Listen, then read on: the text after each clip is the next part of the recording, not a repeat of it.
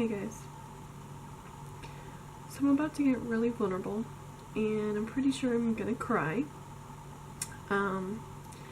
I just, had a really bad day, and I just don't have any makeup on, and I just don't even really care right now. But this is a pretty important video that I think I need to make, and I'm really hoping I don't get a lot of really awful comments. Something that I feel like I really need to get off my chest.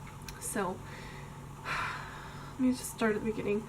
Caledon is a very high-strung kid, and for the longest time, like literally up until just a few weeks ago, I just chalked it up to, he's 3, and 3 is a really hard age, and 3-year-olds, they just have a lot of energy, and 3-year-olds just, they have a hard time listening, and you have to tell them things over and over again before they get it, and I thought all those things were normal for kids his age. Backtrack a little and say that I have been seeing a therapist for a few months now, and that is, see, I'm already about to cry.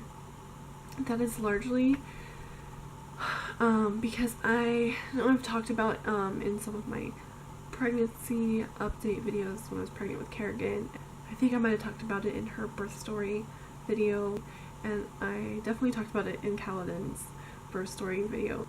There's still a lot of birth trauma from his birth and what I went through, what we went through.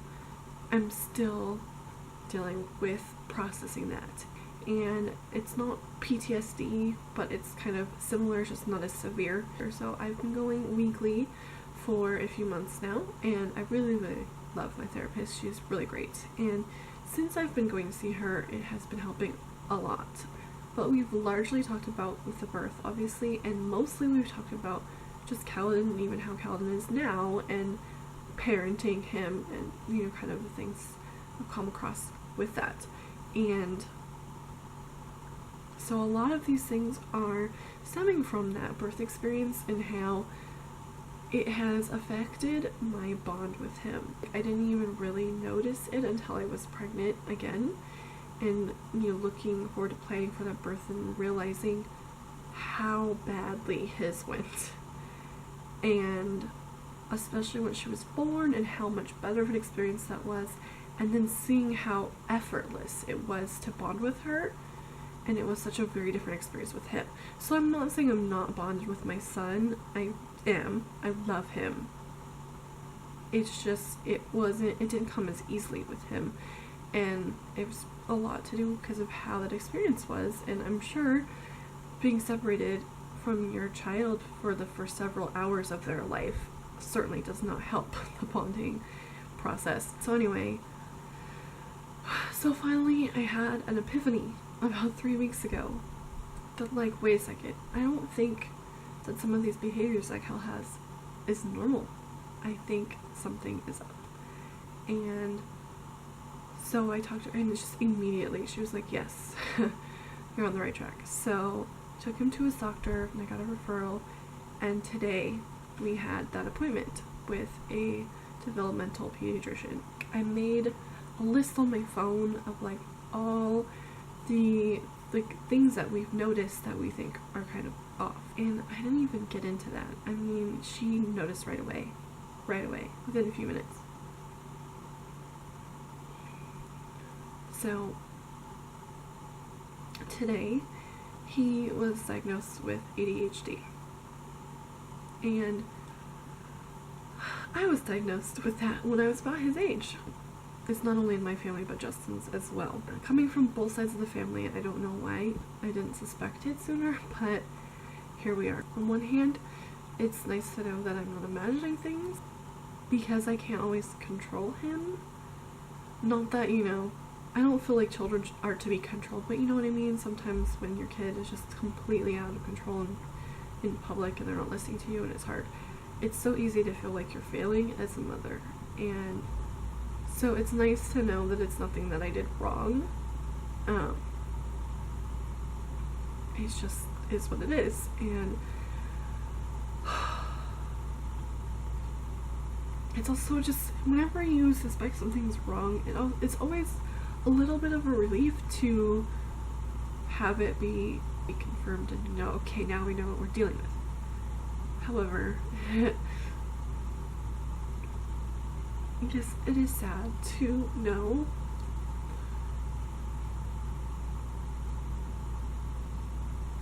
that he is going to have this issue that he's going to have to overcome. And the hardest thing for me is she said that they don't medicate children his age. Like, I already had mixed feelings about medication, but it was still, to have that door shut and locked on you and just not even have it be an option is very upsetting.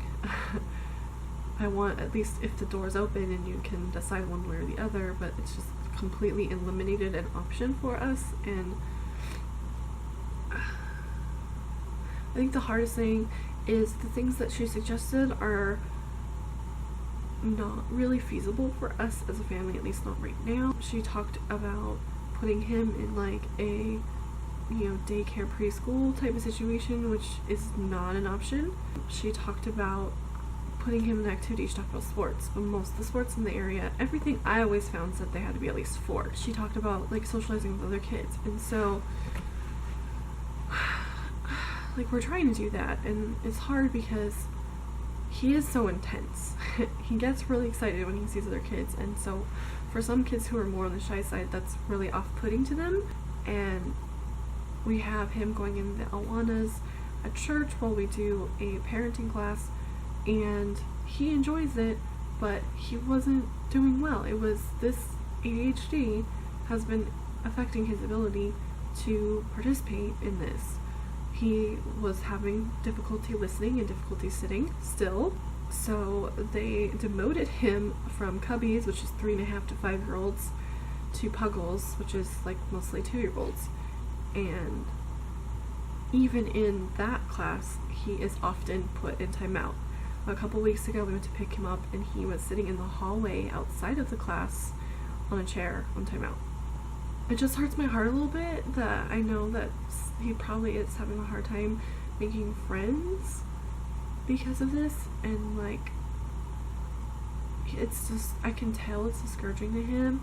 This past week, Justin still went to the class and took Cal to his Puggle class, and I stayed home with Kerrigan because she is getting over a cold. She was still a little sick, and as soon as he came home, he said, "Mom, I got in trouble because I wasn't listening." And Justin said, "They didn't say that to me this week."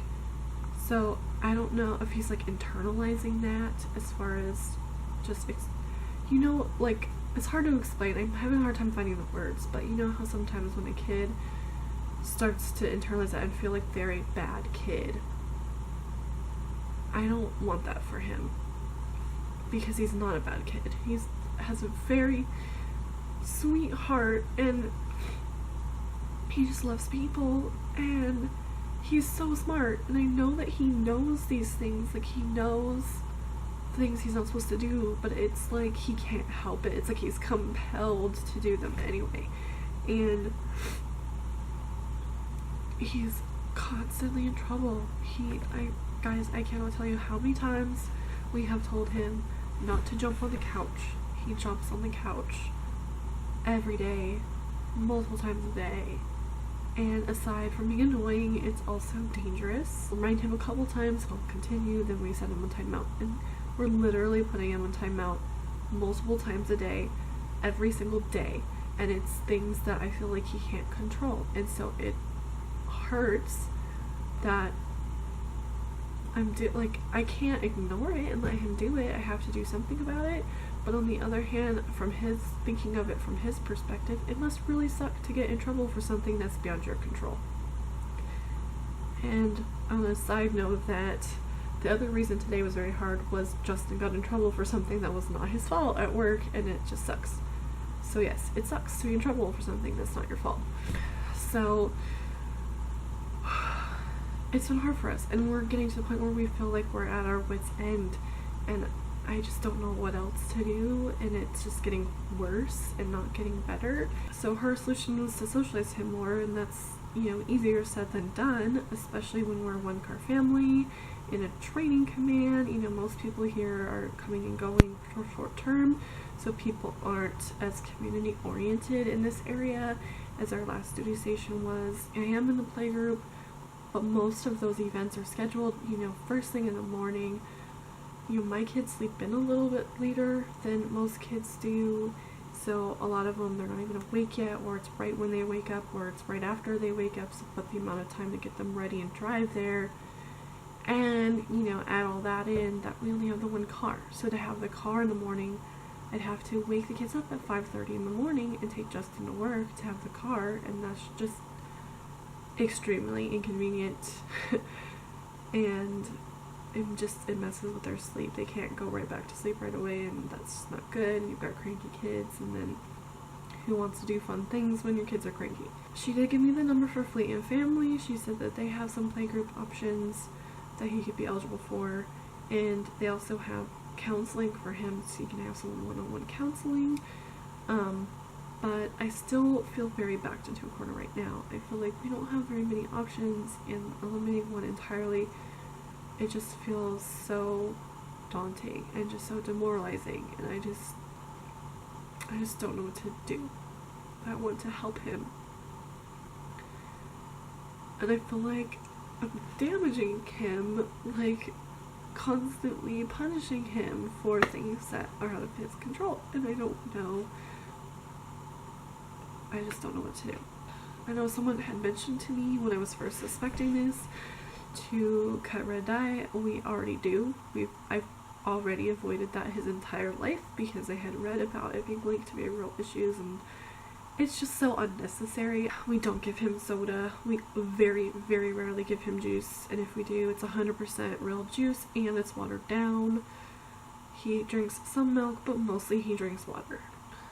His diet isn't the best, but again, it's mostly pretty healthy. We don't give him a lot of sweets or things like that very much. I mean, honestly, the kid lives for fruit, and he also really likes peanut butter and jelly. So yeah, I mean, I know I read something about preservatives too, so I have to look into that further. It's just hard because we don't have access to some of those things as easily as, or as affordably. And we don't have Trader Joe's here. So sometimes those like organic and natural products are a lot more expensive in this area, and food in general is more expensive in this area than some others.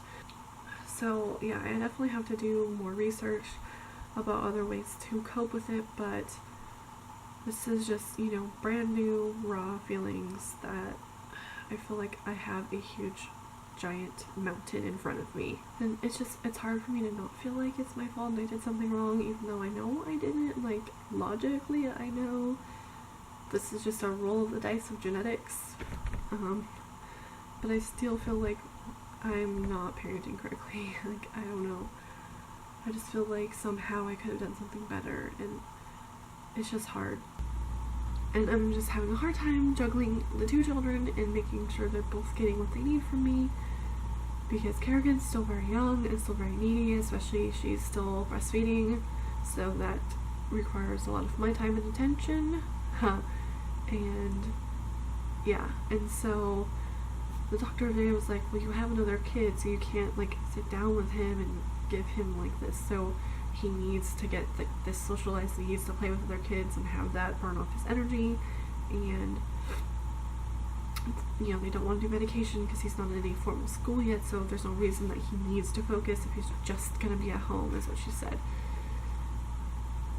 So basically going forward, this is the plan. His pediatrician had also given me a phone number to call TRICARE to self-refer to ask for a authorization to see a civilian provider. So I had reached out to, like, almost 2 weeks ago for this, and when I called them, they came up with a short list of providers, and some of them do not specialize in children, and then the two that did, both of them said they only take children as young as 5. So she told me to contact them and see if they'll make an exception, and I finally heard back from them, from the first one, on Thursday. Today is Tuesday night. And they said, no, absolutely will not take kids under 5. And then I heard back from the other one, but I had emailed her, and she emailed me back Monday morning. So she said yes, she will see him. But she is booked until mid-November. So hopefully someone cancels in between there. But yeah, that's also discouraging that even if she would be more able to help him, that's still kind of a ways away. But yeah, that's the plan right now, is to try to get more socialization for him and to work on having him be seen by this other doctor. And, you know, at the very least, there'll be a second opinion as far as what treatment options there are for him. We'll call Fleeton Family and start the ball rolling on that therapy for him. And I will start doing some more research about, you know, what type of specific activities I can do with him, or any other specific changes to his diet I can try and see if we can help him, because it's really not working right now. It's really a strain on our family, on all four of us, and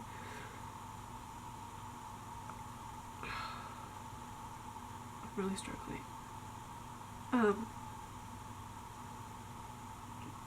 So you have it, that's what's going on now. I have had a very hard day, that's why I didn't put up a video this week yet, because I've just been dealing with this. I'm hoping some of that information was helpful with someone out there. I'm hoping that I don't get a bunch of really mean comments, because that's really would be awful, because that'd be like hitting me when I'm down.